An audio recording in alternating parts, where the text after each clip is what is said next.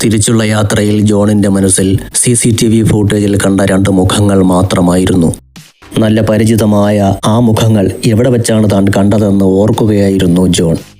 എന്നാൽ അധികമൊന്നും തലപുകയ്ക്കേണ്ടതായി വന്നില്ല ആ മുഖങ്ങൾ ഓർമ്മയിലെത്താൻ.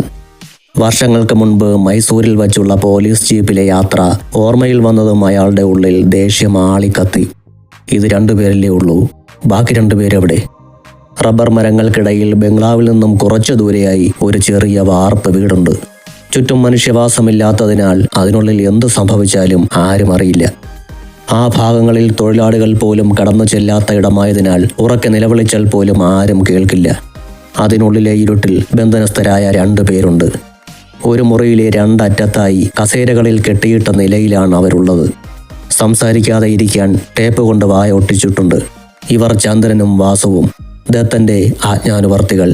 തല്ലിനും കൊല്ലിനും മുന്നും പിന്നും നോക്കാത്ത ചാവേറുകൾ. വേണുവിനെ കൊല്ലാൻ വേണ്ടി പാർത്ഥസാരഥിയാണ് അവരെ നിയോഗിച്ചത്.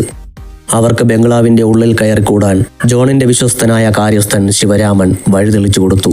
10 ലക്ഷം കൈവെള്ളയിൽ വച്ചു കൊടുക്കാമെന്ന് പറഞ്ഞാൽ ആരായാലും വീണുപോകും.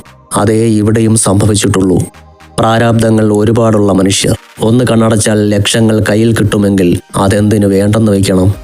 അതുകൊണ്ട് തന്നെ ബംഗ്ലാവിന്റെ ഉള്ളിലേക്ക് കടന്നു കയറാനുള്ള എല്ലാ സഹായവും ശിവരാമൻ ചെയ്തു കൊടുത്തു. അയാൾക്കറിയില്ലായിരുന്നു ആ ബംഗ്ലാവിലും പരിസരങ്ങളിലും എവിടെയൊക്കെയാണ് CCTV ക്യാമറ വർക്ക് ചെയ്യുന്നതെന്ന്. കടന്നു പോകുന്ന ഓരോ നിമിഷവും വേണുവിന്റെ ജീവന് ഭീഷണി ഉണ്ടെന്ന് അറിയാവുന്നതുകൊണ്ട് തന്റെ വീടും പരിസരവും നിരീക്ഷിക്കാനും സംശയം തോന്നിയാൽ അറ്റാക്ക് ചെയ്യാനും ജോൺ സ്പെഷ്യലായി കുറച്ചുപേരെ നിയോഗിച്ചിരുന്നു. അവർ ജോണിന് ഏറ്റവും വിശ്വസ്തരായിരുന്നു. എല്ലാ സുരക്ഷയും ഏർപ്പാടാക്കിയാണ് ജോൺ കൊച്ചിക്ക് യാത്ര തിരിച്ചത്. ആരുടെയും കണ്ണിൽപ്പെടാതെ വേണുവിന്റെ മുറിയിൽ കടന്നുകൂടി രക്തം കട്ടപിടിക്കാനുള്ള മരുന്ന് ഇഞ്ചക്ഷൻ ചെയ്യുക എന്നതായിരുന്നു അവരുടെ ലക്ഷ്യം. ജോൺ ഫോണിലെ CCTV ഫൂട്ടേജിൽ കാണുന്നതിന് മുൻപ് തന്നെ ജോണിന്റെ വിശ്വസ്തന്മാർ പണി തുടങ്ങി കഴിഞ്ഞിരുന്നു. പിന്നീടാണ് ജോൺ സാമിനെ വിളിച്ച് വിവരങ്ങൾ അറിയിക്കുന്നത്. എന്തായാലും വലിയൊരു സംഘടനം തന്നെ വേണ്ടി വന്നു അവരെ ഒതുക്കാൻ. ജോൺ വന്നതിന് ശേഷം വിചാരണ ചെയ്യാം എന്ന് കരുതി ആരും അവരോട് ഇതുവരെ സംസാരിച്ചിട്ടില്ല. ഇന്നു മുഴുവൻ അമ്മ ഭയങ്കര സന്തോഷത്തിലാണെന്ന് അളകയ്ക്ക് തോന്നി. രാത്രിയിൽ ഭക്ഷണം കഴിച്ച് റൂമിൽ വന്നതും ആമി അളകയുടെ മുടിയിൽ പിടുത്തമിട്ടു. ഞാൻ കെട്ടിത്തരാം മുടി. ആമി അവളെയും കൊണ്ട് സോഫയിൽ വന്നിരുന്നു. അളകയുടെ മുടി അഴിച്ചിട്ട് അതിലെ കെട്ടുകൾ തീർത്ത് മേലേക്ക് കയറ്റി കെട്ടി വെച്ചു കൊടുക്കുകയാണ് ആമി. അല്ലിമോളെ, മുടി വളരാനും വളർന്ന മുടി നിലനിൽക്കാനും നമ്മുടെ കൈ ഇങ്ങനെ തലയിൽ വർക്ക് ചെയ്തുകൊണ്ടേയിരിക്കണം കേട്ടോ. അളക തല കുലുക്കി സമ്മതിച്ചു. ആയുഷ് തൻ്റെ ലാപ്പം തുറന്നു വെച്ച് ബെഡിലിരിക്കുന്നുണ്ട്. ചുണ്ടിൽ പുഞ്ചിരിയുമായി ഇരിക്കുന്നവൻ്റെ ശ്രദ്ധ മുഴുവൻ അളകയിലേക്കും ആമിയിലേക്കുമാണ്. ഈ സ്നേഹം എന്നും നിലനിൽക്കണേ എന്നവൻ ആത്മാർത്ഥമായി പ്രാർത്ഥിച്ചു. ചിറ്റേ, പെട്ടെന്ന് ആയുഷ് വിളിച്ചു. ആമി ഇരുന്നിടത്തു നിന്നും തിരിഞ്ഞു നോക്കി. ഇവിടെ വന്നതിന് ശേഷം ചിറ്റ മരുന്ന് വല്ലതും കഴിച്ചോ? ഇല്ല. ആമി ചുമൽ കൂച്ചി കാണിച്ചു. ആഹാ, അതെന്താ, മറന്നുപോയോ? മറന്നതൊന്നുമല്ല, കഴിക്കുന്നില്ലെന്ന് വെച്ചിട്ടാ. അതെന്താണെന്നാ ചോദിച്ചത്? നീ പോയേ ചെക്ക, എനിക്ക് സൗകര്യമില്ല കഴിക്കാൻ. ഓഹോ, അപ്പോൾ ചിറ്റ അച്ഛനെ പേടിച്ചിട്ടാണ് മരുന്ന് കഴിക്കുന്നത് അല്ലേ? ആമി ഒന്ന് ചിരിച്ചു. അത് പേടിച്ചിട്ടല്ല അച്ചു, സ്നേഹം കൊണ്ടാ. എന്നെ ഇത്രയും കെയർ ചെയ്യുന്നൊരു ഏട്ടൻ എനിക്ക് വേണ്ടി ഓരോന്നും ഓർത്തെടുത്ത് ചെയ്യുമ്പോൾ അനുസരിക്കാതെ ഇരിക്കുന്നത് എങ്ങനെയാ? ആമി പറയുന്നത് കേട്ട് ആയുഷ് പൊട്ടിച്ചിരിച്ചു. അപ്പോൾ ശരിക്കും പറഞ്ഞാൽ എൻ്റെ അച്ഛന് വേണ്ടിയാണ് ചിറ്റ മരുന്ന് കഴിക്കുന്നത്. അതേലോ, ഏട്ടനില്ലാത്ത സമയങ്ങളിൽ മാസങ്ങളോളം ഞാൻ മരുന്ന് കഴിക്കാതിരുന്നിട്ടുണ്ട്. എനിക്കൊരു കുഴപ്പവും ഉണ്ടായിട്ടില്ല. എങ്കിൽ പിന്നെ അത് അച്ഛനോട് പറഞ്ഞുകൂടെ? ഡോക്ടറുടെ അടുത്ത് പറഞ്ഞ് മരുന്ന് നിർത്തിക്കില്ലേ? അങ്ങോട്ട് ചെന്നേച്ചാലും മതി. നിന്റെ അച്ഛനെ എന്താണാവോ? എനിക്കാണോ നിന്റെ അച്ഛനാണോ ഭ്രാന്ത് എന്ന് ചില നേരത്ത് എനിക്ക് സംശയം തോന്നാറുണ്ട്. ആളുടെ ഭ്രാന്തിന് ഞാൻ മരുന്ന് കഴിക്കുന്നത് പോലെയാണ് പെരുമാറ്റം കണ്ട. വീഡിയോ കോൾ ചെയ്തിട്ട് എന്നെ കൊണ്ട് മരുന്ന് കഴിപ്പിക്കും. അതറിയോ നിനക്ക്? ഇങ്ങോട്ട് എന്താണാവോ വിളിക്കാതിരുന്നത്? നിന്നെ പേടിച്ചിട്ടായിരിക്കും. ഓ, പിന്നെ എന്നെ പേടിയുള്ള ഒരാൾ കാണാൻ നമുക്ക് വീട്ടിലെത്തട്ടെ. പോടാ ചെക്ക, ആ പേടിയിലൊന്നും വീഴാൻ ആമിയെ കിട്ടില്ല. നീ നിന്റെ വർക്കെടുക്ക്, ഞാൻ എൻ്റെ കുഞ്ഞിനോട് കുറച്ച് സംസാരിക്കട്ടെ. നടക്കട്ടെ നടക്കട്ടെ. ആമിയും അളകയും അവരുടെ സംസാരത്തിലേക്കും ആയുഷ് അവൻ്റെ ജോലിയിലേക്കും തിരിഞ്ഞു. കുറേ നേരം കഴിഞ്ഞാണ് ആയുഷ് ലാപ്പിൽ നിന്ന് മുഖമുയർത്തുന്നത്. അന്നേരം ബെഡിൽ രണ്ടും കെട്ടിപ്പിടിച്ച് നല്ല ഉറക്കത്തിലായിരുന്നു.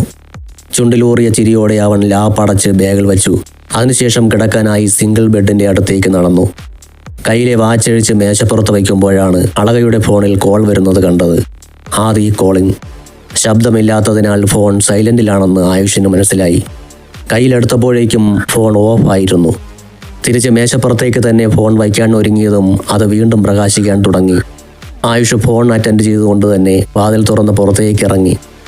ആദി പറയൂ, എന്തിനാ നീ ഇങ്ങനെ വിളിച്ചുകൊണ്ടേയിരിക്കുന്നത്? അപ്പുറത്ത് നിശബ്ദതയാണ്. ആദി, ഇപ്പോൾ നിന്റെ തിരക്കെല്ലാം കഴിഞ്ഞോ? സാർ, എനിക്കറിയാമായിരുന്നു കുറേ വിളിക്കുമ്പോൾ ശല്യം സഹിക്കാൻ വയ്യാതെ ഒരിക്കലെങ്കിലും എന്നെ കേൾക്കാൻ തയ്യാറാവുമെന്ന്. ശരി, ഞാനിപ്പോൾ നിന്നെ കേൾക്കാൻ തയ്യാറായിരിക്കുന്നു. എന്താ നിനക്ക് എന്നോട് പറയാനുള്ളത്? ഒരുപാട് കാര്യങ്ങൾ പറയാനുണ്ട്. അതൊന്നും ഞാൻ ഇപ്പോൾ പറയുന്നില്ല. ഇപ്പോൾ എനിക്ക് പറയാനുള്ളത് ഒരേ ഒരു കാര്യം മാത്രം. അത് നിങ്ങളുടെ വേണുവേട്ടൻ്റെ കാര്യമാണ്. ആദി പെട്ടെന്ന് നിർത്തി. എന്താ വേണുവേട്ടൻ്റെ കാര്യം? നീ ഓരോ ഉടായിപ്പം കൊണ്ട് വരികയാണോ? അല്ല, നിങ്ങൾ എന്നെ കേൾക്കാൻ തയ്യാറാവാതിരുന്ന ഓരോ നിമിഷവും വേണുവേട്ടൻ്റെ ജീവൻ അപകടത്തിലാണ്. നീ എന്തായി പറഞ്ഞത്? ആയുഷ് ഒച്ചയെടുത്തു. സത്യം. ആദി, പാർത്ഥസാരഥിയും ദത്തനും തമ്മിൽ ഇന്നലെ രാത്രിയുണ്ടായ ഫോൺ സന്ദേശവും അതിനെ തുടർന്ന് ഗുണ്ടാ നേതാക്കളെ വിളിച്ച് അവർ നടത്തിയ ഗൂഢാലോചനയും അവർ എടുത്ത തീരുമാനവും വള്ളിപുള്ളി വിടാതെ ആദി ആയുഷിനോട് പറഞ്ഞു കേൾപ്പിച്ചു. സത്യമാണോ നീ പറയുന്നത്? നിനക്കിത് കുറച്ച് നേരത്തെ... ആയുഷ് വാക്കുകൾ മുഴുവനാക്കിയില്ല. അതിനു മുമ്പേ ആദി ചീറിയിരുന്നു. ഇത് പറയാനല്ലേ സാർ ഞാൻ കാലത്ത് മുതൽ വിളിച്ചുകൊണ്ടിരുന്നത്? ശരി ആദി, പച്ചോ, ഞാൻ വിളിക്കാം.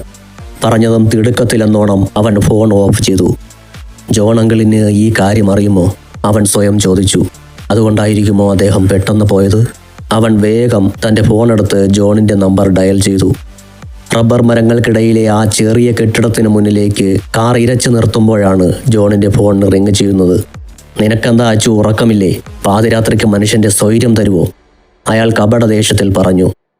ഞാനൊരു വാർത്ത അറിഞ്ഞു. അത് ശരിയാണോ എന്നറിയാൻ വേണ്ടി വിളിച്ചതാ. ആയുഷിൻ്റെ സ്വരം ഗൗരവത്തിലായി. എന്ത് വാർത്ത? കാറിൽ നിന്നും ഇറങ്ങി ഡോർ വലിച്ചടച്ചുകൊണ്ട് ജോൺ ചോദിച്ചു. ആയുഷ് ആദിയിൽ നിന്നും താൻ അറിഞ്ഞ കാര്യങ്ങൾ ജോണിനോട് പങ്കുവച്ചു. എല്ലാം കേട്ട് ജോൺ അല്പനേരം മിണ്ടാതെ നിന്നു. പിന്നെ പറഞ്ഞു, നീ ടെൻഷനാവണ്ട. എൻ്റെ സാമ്രാജ്യത്തിലേക്ക് കയറി വന്നവർ ആരായാലും അവർ തിരിച്ചു മടങ്ങില്ല. ജോൺ അവിടെ ഉണ്ടായ കാര്യങ്ങളെല്ലാം ആയുഷിനോട് വിവരിച്ചു. എല്ലാം കേട്ടുകൊണ്ട് നിൽക്കുന്നവൻ്റെ മുഖം ദേഷ്യം കൊണ്ട് ചുവന്നു. ഞാൻ ഇപ്പോൾ തന്നെ തിരിക്കാം, മുഷ്ടി ചുരുട്ടിക്കൊണ്ടവൻ പറഞ്ഞു. വേണ്ട, ഈ പ്രശ്നങ്ങൾ തീർക്കാൻ ഞാൻ മതി. നീ അവരെയും കൊണ്ട് ഈ രാത്രിയിൽ പുറപ്പെട്ടിട്ട് ഇനി എന്തെങ്കിലും അപകടം വരുത്തി വെക്കണ്ട. കൈയെത്തും ദൂരെ നിൽക്കുകയാണിപ്പോൾ എൻ്റെ ജീവിതം. അതിനെ എനിക്ക് നഷ്ടപ്പെടുത്താൻ വയ്യാച്ചു. സമാധാനമായി ഉറങ്ങിയോ. ഞാൻ ജീവിച്ചിരിക്കുക നിന്റെ വേണുവേട്ടന് ഒന്നും സംഭവിക്കില്ല. പിന്നെ ഇതിനൊരു അവസാനം വേണം അച്ചു. നീ തിരിച്ചു വാ, നമുക്ക് കുറച്ച് കാര്യങ്ങൾ കൂടിയിരുന്ന് ആലോചിക്കാനുണ്ട്. എന്നാൽ ശരി, എനിക്കിവിടെ ചില കണക്കുകൾ തീർക്കാനുണ്ട്. നീ വച്ചോ. അതും പറഞ്ഞ് ജോൺ ഫോൺ ഓഫ് ചെയ്ത് പോക്കറ്റിൽ വച്ചു. പിന്നെ സ്റ്റെപ്പ് കയറി ആ വീടിൻ്റെ ഉമ്മറക്കോലായിലേക്ക് കയറി. അമ്മയുടെയും മകളുടെയും കിടപ്പ് ഒരു നിമിഷം നോക്കി നിന്നതിന് ശേഷം ചുണ്ടിൽ നിറഞ്ഞ മന്ദഹാസവുമായി ആയുഷ് അവൻ്റെ ബെഡിലേക്ക് മറിഞ്ഞു. കയറി വന്ന ജോണിനെ കണ്ടതും അയാളുടെ സഹായികളായ സ്റ്റീഫനും കൂട്ടരും ഉമ്മറക്കോലായിൽ നിന്നും ചാടി എഴുന്നേറ്റു. മുന്നിൽ നിരത്തിവെച്ച മദ്യക്കുപ്പിയും ഗ്ലാസുകളും ജോൺ കാണാതിരിക്കാൻ മറച്ചു പിടിച്ചുവെങ്കിലും ജോണിൻ്റെ കണ്ണിൽ അതെല്ലാം പെട്ടിരുന്നു. ദേഷ്യപ്പെടുമോ എന്ന് പേടിച്ചെങ്കിലും അത് കണ്ടപ്പോൾ അയാളുടെ ചുണ്ടിൽ വിരിഞ്ഞ പുഞ്ചിരി കണ്ടതും മറയ്ക്കാൻ ശ്രമിച്ച കുപ്പിയും ഗ്ലാസുകളും അവർ അവിടെ തന്നെ വച്ചു. എവിടെ അവർ? വാതിൽ തുറന്നു കൊടുക്കുന്ന സ്റ്റീഫനോട് ജോൺ ചോദിച്ചു. സാർ വരൂ. ഉള്ളിൽ ആരുടെയോ കാൽപ്പെരുമാറ്റം കേട്ടതും മിടിക്കുന്ന ഹൃദയത്തോടെ ചന്ദ്രനും വാസുവും ഇരുട്ടിലേക്ക് തുറച്ചു നോക്കി. ലൈറ്റിടൂ.